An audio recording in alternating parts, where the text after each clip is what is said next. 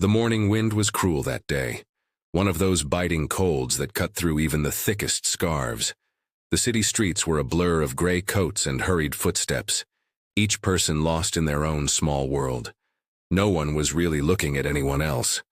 Across from the coffee shop on Maple Street, a young woman sat on a wooden bench that had long lost its polish. Her name was Elena.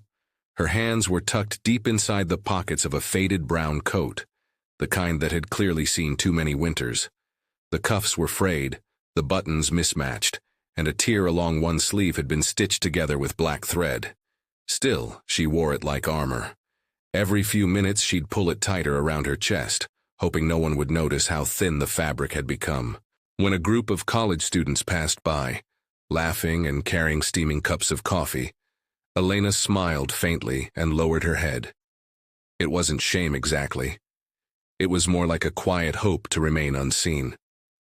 Inside the cafe, sitting by the window, was Daniel.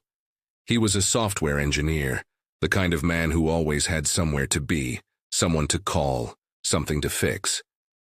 But that morning, none of it mattered. He noticed her. She was there almost every day, sometimes reading an old paperback novel, sometimes just watching the street.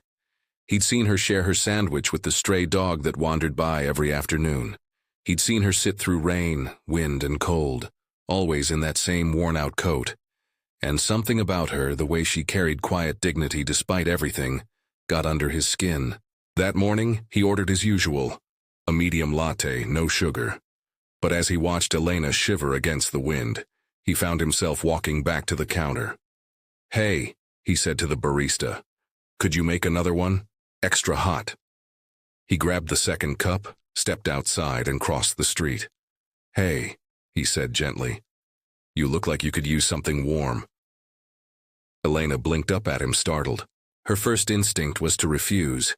People didn't usually talk to her, not kindly anyway. "Oh, I'm fine," she stammered, clutching her coat tighter. "Thank you, though." Daniel didn't leave.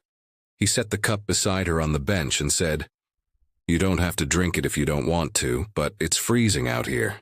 For a moment she hesitated.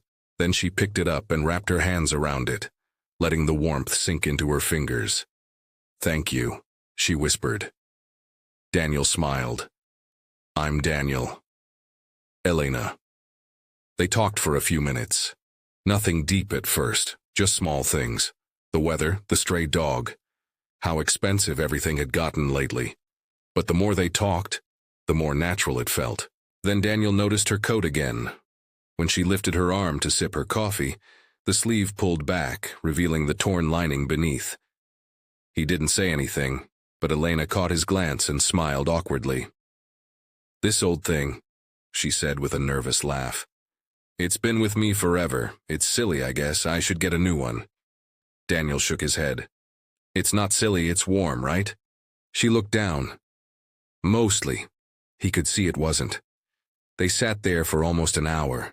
She told him how she'd lost her job 2 months ago when the bookstore she worked at closed, how she was renting a tiny room nearby, trying to make ends meet while she looked for something else.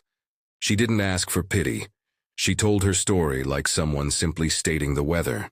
When she spoke, her voice carried a mix of exhaustion and quiet strength. Daniel listened, really listened, something no one had done for her in a long time. Eventually, she said she should go. She stood up, thanked him again, and pulled her coat tighter as she turned to leave. That's when he stopped her. "Elena," he said softly. She turned back.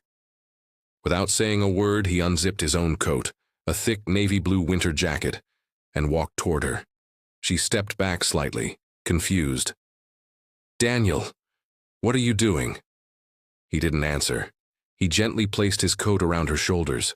It was heavy, warm, and it smelled faintly of coffee and cedar. She looked up at him, wide-eyed. "No, I can't. You'll freeze." He smiled. "I'll be fine. You need it more than I do." Her lips trembled, and for the first time her eyes filled with tears, not because of the cold, but because of how rare kindness felt. She tried to hand it back, shaking her head. "You don't even know me." Daniel shrugged. Maybe not, but maybe that's exactly why this matters.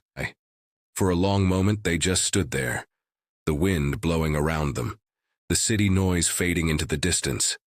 Then, finally, Elena nodded, clutching the coat close to her chest. "Thank you," she whispered. "No one's ever done something like that for me." Daniel smiled softly. "Then it's about time someone did."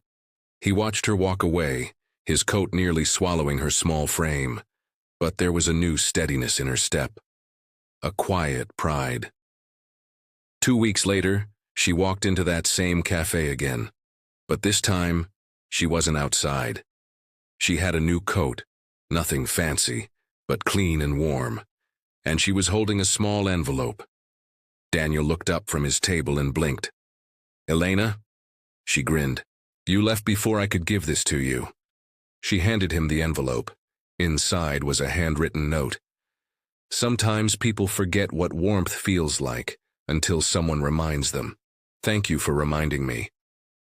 At the bottom was a small gift card for the cafe, and a receipt from a local shelter donation made under his name.